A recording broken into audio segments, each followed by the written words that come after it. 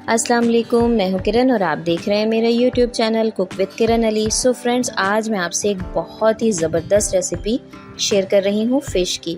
तो आज हम बनाएंगे ढाका फ़िश और इस रेसिपी से आप ढाका चिकन भी बना सकते हैं। बनती बहुत ज़बरदस्त है, बाहर से क्रिस्पी क्रंची जबकि अंदर से मक्खन जैसी नरम।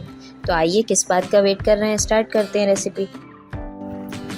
अगर आप मेरे चैनल पे नए हैं तो जल्दी से चैनल को सब्सक्राइब कर लें और बेल आइकन प्रेस करना ना भूलें ताकि मेरी नई आने वाली तमाम वीडियोस आप तक बआसानी पहुंचती रहें। बिस्मिल्लाहिर्रहमानिर्रहीम। यहाँ मैंने 1 केजी फ़िश ले ली है। पेंगासियस फ़िश मैंने यहाँ पर ली है, बोनलेस फ़िश होती है ये, और आप जो चाहें अपनी पसंद से ले सकते हैं। यहाँ मैं आधा किलो बनाऊंगी और आधा मैंने सेव कर लिया है, उसकी मैं कोई दूसरी रेसिपी आपसे शेयर करूंगी। ज़ीरा पाउडर मैं यहाँ पे 1 टीस्पून ले रही हूँ और हम यहाँ पे शामिल करेंगे पेपरिका पाउडर ½ टीस्पून, 1 टीस्पून कुटी हुई लाल मिर्च और लहसुन पेस्ट भी 1 टीस्पून, अदरक पेस्ट भी 1 टीस्पून। ये सारी चीज़ें इसमें शामिल कर ली हैं। नमक ऐड करूँगी 1 टीस्पून, आप अपने टेस्ट के अकॉर्डिंग ले सकते हैं। अब मैं इसमें लेमन जूस ऐड करूंगी 2 टीस्पून और सफ़ेद सिरका भी इसमें ऐड करेंगे 2 टीस्पून। ये मैं आपको आधा किलो फ़िश की मेजर बता रही हूँ, 500 ग्राम। 1 टीस्पून मैंने यहाँ पर सफ़ेद तिल ऐड किया है। अब इन सब को हम अच्छा सा मिक्स कर लेंगे। बहुत अच्छा सा हमने इसे मिक्स करना है, इवनली हर पार्ट पे लग जाए ये मसाले। और मसाले लगाकर हमने इसे आधे घंटे के लिए मैरिनेट होने रख देना है।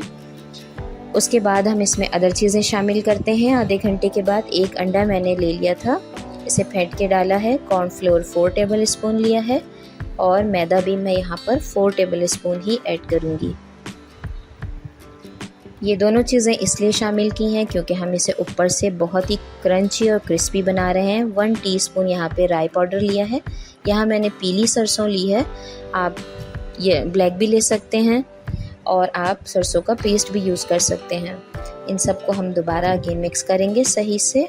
सफ़ेद तिल मैंने यहाँ पर एक प्लेट में ले ली थी, इसे ऊपर से स्प्रिंकल करेंगे। एक पार्ट उठाएंगे हम फ़िश का, एक स्ट्रिप, और उसमें इस तरह से सफ़ेद तिल स्प्रिंकल करके गरम ऑयल में अच्छा सा गोल्डन ब्राउन करेंगे।